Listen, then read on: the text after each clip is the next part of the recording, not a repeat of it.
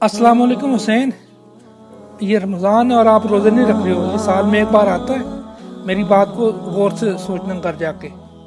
अल्लाह हाफिज़।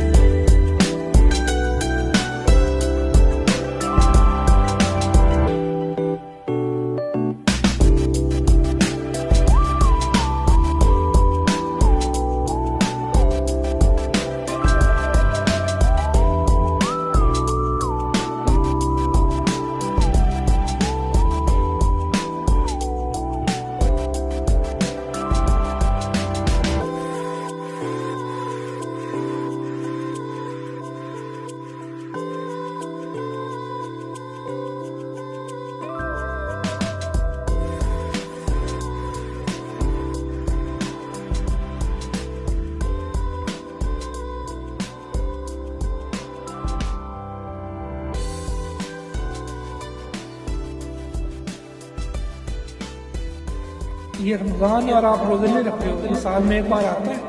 मेरी बात को गौर से सोचना कर जाए। अल्लाह हाफ़िज़। मेरी बात को गौर से सोचना कर जाए। अल्लाह हाफ़िज़।